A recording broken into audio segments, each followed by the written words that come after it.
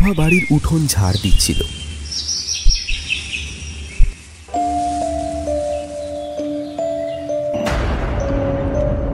তখন উঠোনে সে একটা মরা পাখি পড়ে থাকতে দেখল, আর ছোট ছোট রক্তমাখা পায়ের ছাপ ঘরের ভিতর ঢুকে গেছে।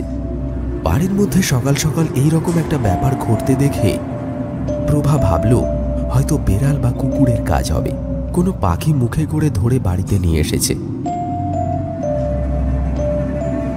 প্রভা প্রথমে উঠোনটা সাফ করে ঘরের ভিতর প্রবেশ করল।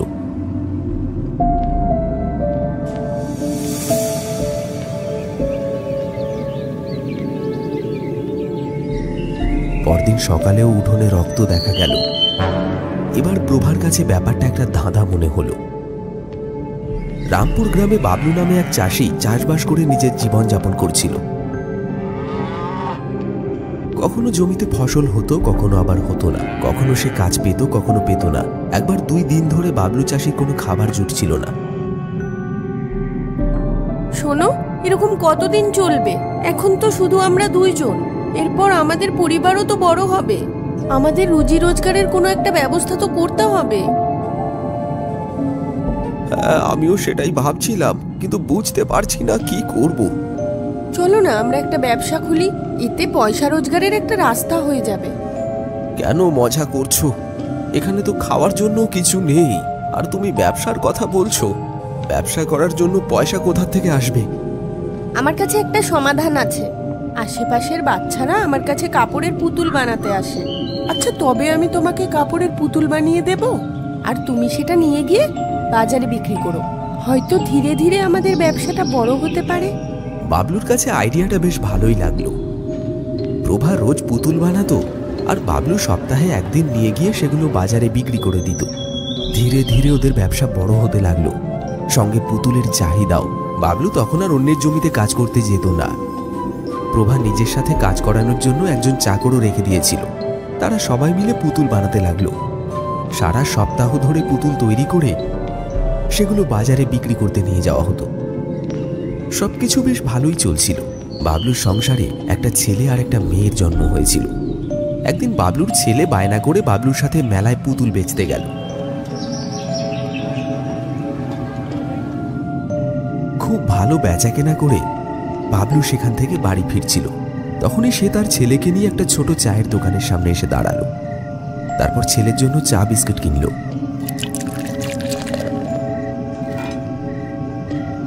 তারপর নিজে চা খেতে আরম্ভ করল। তখনই বাচ্চা ছেলেটির নজর গিয়ে পড়ল ময়লায় পড়ে থাকা একটা পুতুলের ওপর।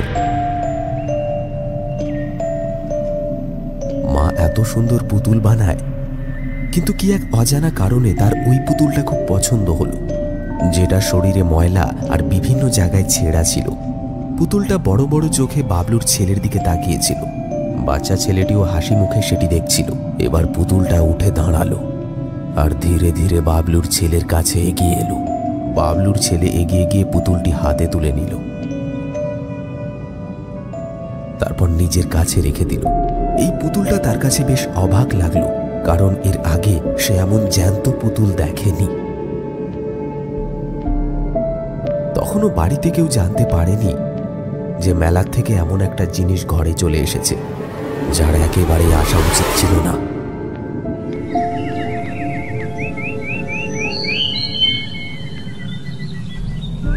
পরদিন সকালে প্রভা উঠোন ঝাড় দিচ্ছিল।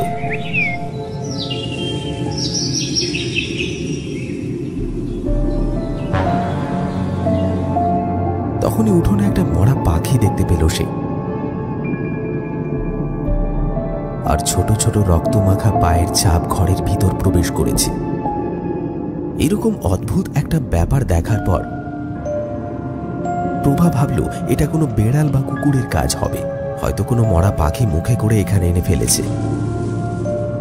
সে উঠোনটা ভালো করে ঝাড় দিল, তারপর ঘরের ভিতর প্রবেশ করল। পরদিনও সে উঠোনে রক্তের দাগ দেখতে পেল। তখন ব্যাপারটা তার কাছে একটা ধাঁধার মতন হয়ে গেছে। আজকাল রোজ উঠোনে মরা পাখি আর রক্তের দাগ দেখা যায়। কি জানি কোথা থেকে কোন কুকুর বিড়াল মরা পাখি নিয়ে এসে আমাদের উঠোনে ফেলে দিয়ে যায়। সকাল সকাল দরজার সামনে এরকম মরা জীবজন্তু দেখা অশুভ। আমি ভাবছি সাধু বাবাকে ডেকে একটা পুজো করিয়ে নি। পূজা করার ব্যাপারে চিন্তা ভাবনা করা তো ভালো ব্যাপার, কিন্তু মরা পাখি পাওয়া যাচ্ছে বলেই যে পুজো করাচ্ছ, এটা শুনেই তো হাসি পাচ্ছে। তুমি কবে থেকে এসব কুসংস্কার মানতে শুরু করেছো? বাবলুকে হাসতে দেখে প্রভারও নিজের ওপর হাসতে ইচ্ছে করলো, তাই সে সাধু বাবাকে ডাকার চিন্তাটা মাথা থেকে ঝেড়ে ফেলল।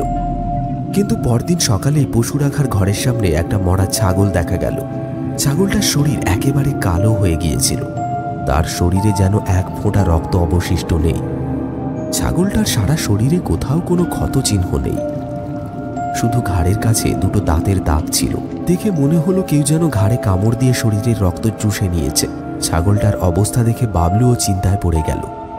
সে রাতের বেলা ঘরের দরজাটা ভালো করে বন্ধ রাখল, এমনকি ছাদের দরজায় তালা লাগাতেও সে ভুলল না। না কেউ ঘরের ভিতর প্রবেশ করতে পারবে, না কেউ ঘর থেকে বাইরে বেরোতে পারবে। বেশ রাতে ঘরের ভিতর কারোর পায়ে চলার শব্দ পাওয়া গেল। মনে হচ্ছে কেউ যেন এদিক থেকে ওইদিকে দৌড়ে বেড়াচ্ছে। প্রভা আর বাবলুর মনে হলো তাদের সন্তানরা হয়তো খেলা করছে, কিন্তু যখন তারা ঘড়ির দিকে তাকালো দেখলো তখন রাত 3টে বাজে। এত রাতে বাচ্চারা কেন খেলা করবে? দুজনই উঠে ঘরের বাইরে বেরিয়ে গেল।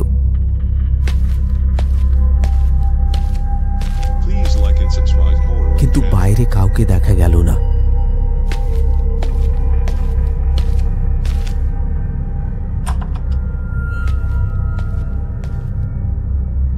তারপর তারা ছেলে মেয়ের ঘরে গিয়ে দেখল তাদের মেয়ে দরজার সামনে অজ্ঞান হয়ে পড়ে আছে, তার হাত থেকে রক্ত ঝরে পড়ছে। ওরা লাইট জ্বালিয়ে এদিক ওদিক তাকাতেই দেখল ছাদ থেকে একটা নোংরা পুতুল ঝুলছে। চোখ বড় বড় করে ওদের দিকে তাকিয়েছিল, তার বড় বড় চোখ দুটো একেবারে লাল হয়ে উঠেছিল। ওদের দেখা মাত্রই সে ছাদের উপর দৌড়তে আরম্ভ করলো। তার চোখে মুখে রক্তের দাগ লেগেছিল আর সে খুব জোরে জোরে হাসছিল।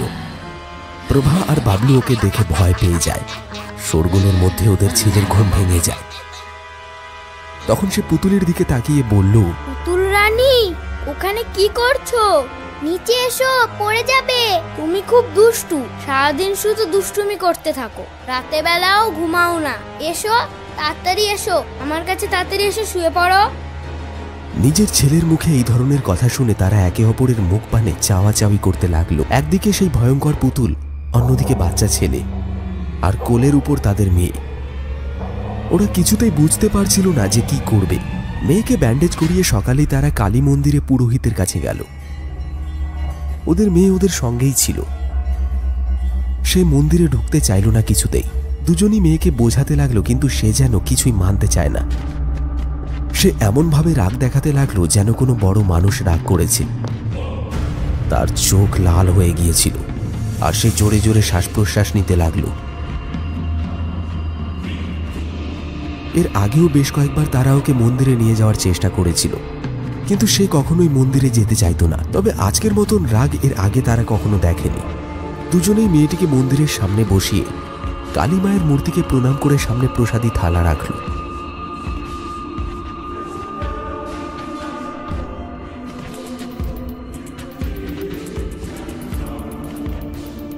পুরোহিত মশাই, আপনার সঙ্গে জরুরি কথা ছিল। আমি জানি তোমরা কি দরকারি কথা বলতে চাও। তোমাদের সাথে যে মন্দিরে এসেছে তোমাদের মেয়ে সে নয়, সে হলো ওই শয়তানি দুনিয়ার মল্লিকা। কেউ সেখানে গিয়ে আর ফিরে আসতে পারেনি।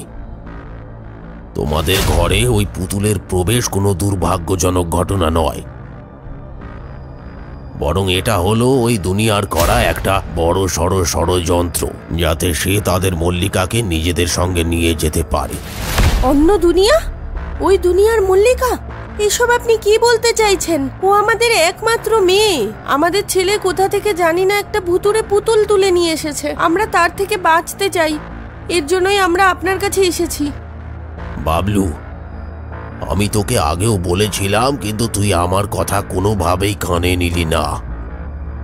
এটা তোর মেয়ে নাকি ওকে কোথাও কুড়িয়ে পেয়েছিলি? বল, সত্যি না মিথ্যে বলছি? এটা সত্যি পুরোহিত মশাই, ও আমার মেয়ে নয়। আমি সবাইকে মিথ্যে বলেছি। যে প্রভা যমজ সন্তানের জন্ম দিয়েছে, প্রভাও অবাক হয়ে বাবলুর দিকে তাকিয়েছিল, কারণ এই সত্যটা সম্পর্কে সেও জানত না। ঘরে প্রভার প্রসব যন্ত্রণা শুরু হয়েছিল। দাইমার কিছু দরকারি সামগ্রীর প্রয়োজন ছিল, যেগুলো নিয়ে আমি বাজার থেকে ফেরার সময় বস্তির বাইরে একটা গাছের নিচেই বাচ্চাটাকে কান্না করতে থাকা অবস্থায় দেখলাম। ওকে নিজের সাথে নিয়ে এলাম। দাইমা সেই বাচ্চাটাকে দেখে অবাক হয়ে বলল, বাবলু, এটা আবার কে? কোথা থেকে নিয়ে এসেছিস ওকে? দাইমা, বস্তির বাইরে কেউ এই কোমল শিশুটাকে ফেলে দিয়েছিল, মনে হয় মেয়ে হওয়ার কারণে। ভগবানের খেলা দেখো কেমন। আমি মেয়ে চাইতাম, কিন্তু প্রভা ছেলে সন্তানের জন্ম দিয়েছে, এই জন্য ভগবান আমার ঝুলিতে এই মেয়েটাকে দিয়ে দিয়েছেন। আমি দুটো বাচ্চাকে একসাথে মানুষ করব। দেখে তো মনে হচ্ছে মেয়েটা আজকেই জন্ম নিয়েছে, কিন্তু প্রভা সে কি এই বাচ্চাকে নিজের করে মেনে নেবে? আমি প্রভাকে বলে দেব যে আমাদের যমজ সন্তান হয়েছে, আর এই রহস্যটা কেবলমাত্র আপনার আর আমার মধ্যেই থাকবে। সত্যতা জেনে প্রভা অবাক হয়ে বাবলুর দিকে তাকিয়েছিল। এত বড় মিথ্যে কথা বলেছো তুমি আমাকে। তোমাদের বাচ্চার ৬ ষষ্ঠীর সময় আমি বলে দিয়েছিলাম যে বাবলু, এই মেয়েটা কিন্তু তোমাদের নয়। যেখান থেকে ওকে নিয়ে এসেছো সেখানেই রেখে এসো। কিন্তু তুমি আমার কোনো কথা শুনলে না, আর বললে না পুরোহিত মশাই, ও আমারই মেয়ে হয়। আমি তখনই বুঝে গেছিলাম যে ও আর কেউ নয়, ও হলো শয়তানের সন্তান। ওই পুতুল শয়তানের দাসী হয়, যে তোমার ছেলের সাথে তোমাদের ঘরে প্রবেশ করেছে। সে তোমাদের মেয়ের রক্ত চুষে তাদের দুনিয়ায় শামিল হওয়ার দরজা খুলে দিয়েছে। পুতুলের সাথে সাথে তোমাদের মেয়ে এখন তোমাদের কাছে বিপদ হয়ে দাঁড়িয়েছে। তোমাদের ছেলে এখন ঘরে ওই পুতুলটার সাথে একা রয়েছে। এর আগে সেই পুতুল তোমাদের ছেলের কোনো ক্ষতি না করে ফেলে, তার আগে আমায় তোমাদের বাড়িতে যেতে হবে। কিন্তু পুরোহিত মশাই, যেভাবেই হোক আমার মেয়েকে আপনি বাঁচিয়ে দিন। আমি ওকে ছাড়া থাকতে পারবো না। আরে ওর বেঁচে থাকা মানে পুরো মনুষ্য জাতির জন্য একটা বিপদের সংকেত হয়ে থেকে যাওয়া। আর তুমি খেয়াল বসে এতটাই অন্ধ হয়ে যেতে পারো না যাতে পুরো গ্রামে বিপদ নেমে আসে। আমায় তোমার বাড়িতে যেতে হবে, কারণ ওই পুতুল রক্তর স্বাদ পেয়ে গেছে। বাবলু পুরোহিতকে নিয়ে তাড়াতাড়ি বাড়িতে এসে পৌঁছল। তারপর সেখানকার দৃশ্য দেখে ভয়ে তাদের চোখ তখন বড় বড় হয়ে যায়। সেই পুতুলটা ওদের ছেলের উপর বসে তার রক্ত খাচ্ছিল। পুতুলটি ছেলেটির শরীরের বিভিন্ন জায়গায় ক্ষত বিক্ষত করে দিয়েছিল। তার হাতে ছেলেটির শরীরের একটা মাংসপিণ্ড ছিল, যেটা তখন সে চাবাচ্ছে। এটা দেখে বাবলুর মেয়েও জোরে জোরে হাসতে আরম্ভ করল। তারপর পুতুলের সাথে বসে সে তার ভাইয়ের শরীরের মাংস খাওয়া শুরু করল। এসব দেখে প্রভা অজ্ঞান হয়ে যায়। বাবলু মাথায় হাত দিয়ে নিচে বসে পড়ল। আমি আগেই বলেছিলাম এই মেয়েকে দূরে কোথাও গিয়ে রেখে আয়, কিন্তু তুই আমার কথা শুনলি না। দেখ, তোর ঘর এখন বরবাদ হয়ে গেছে। এই মেয়ে আরো তাণ্ডব করে। তার আগেই তুই এই বাড়ি ছেড়ে দূরে চলে যা। মানুষের রক্ত খেয়ে আমার ধারণার থেকে অনেক বেশি শক্তিশালী হয়ে গেছে। কিন্তু গ্রামবাসীদের রক্ষার্থে যদি আমার প্রাণও আমায় ত্যাগ করে চলে যেতে হয়, এদের দুজনকে শেষ করতেই হবে।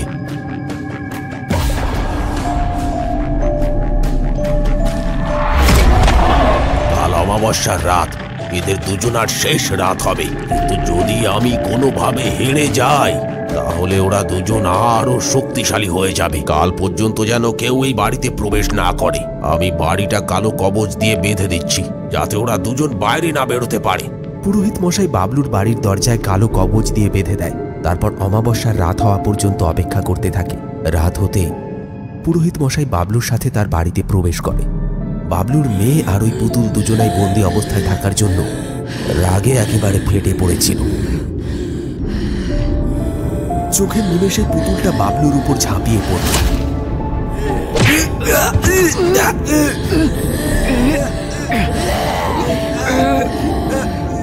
তখনই পুরোহিত পুতুলের গায়ে গঙ্গার জল ছুঁড়ে মারল।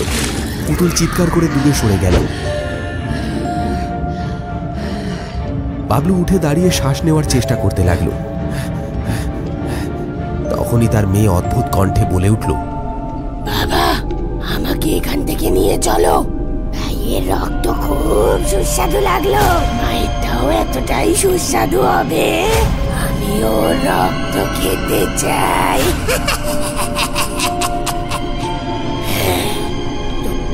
তোমরা আমার কিচ্ছু করতে পারবে না। পুরোহিত আর বাবলুর দৃষ্টি বাবলুর মেয়ের উপরে ছিল। তখনই পুতুলটি সুযোগ বুঝে পুরোহিতের ঘাড়ের উপর চেপে বসে তার মুখের উপর হাত চালাতে শুরু করল। পুরোহিত মশাই তার দুই হাত দিয়ে ওর হাতটা চেপে ধরল। তারপর খুব তাড়াতাড়ি পুতুলটিকে রক্ষা কবচ দিয়ে বেঁধে ফেলল। পুতুলটা তখন আর নড়তে চড়তে পারছিল না। এইটা দেখে বাবলুর মেয়ে জোরে জোরে চিৎকার করতে শুরু করলো, সঙ্গে ছাদে উল্টো হয়ে হাঁটতে আরম্ভ করল। পুরোহিত মশাই তাড়াতাড়ি যজ্ঞের বেদি তৈরি করে ফেলল। তারপর আগুনে আহুতি দিতে শুরু করলেন, আর আহুতির সাথে সাথে সেই পুতুল আর বাবলুর মেয়ের শরীরটা আগুনে পুড়ে যেতে লাগলো। নিজের মেয়েকে পুড়তে দেখে বাবলুর কান্না পেয়ে যায়। সে পুরোহিত মশাইকে থামানোর চেষ্টা করলো, কিন্তু পুরোহিত তার একটাও কথা শুনল না। ওদের দুজনকে পবিত্র আগুনের হাতে তুলে দিল শয়তানি দুনিয়ার কারণে। বাবলুর ঘর বরবাদ হয়ে যায়। সে তার বাড়িতে কখনো ফিরে যেতে পারে না। আজও মাঝে মাঝে তার মেয়ের কান্না ঘরের ভিতর থেকে ভেসে আসে। যদি আপনি কখনো এই রকম একটা পুতুল রাস্তায় কুড়িয়ে পান, তাহলে সেটা নিয়ে ঘরে কখনোই আসবেন না।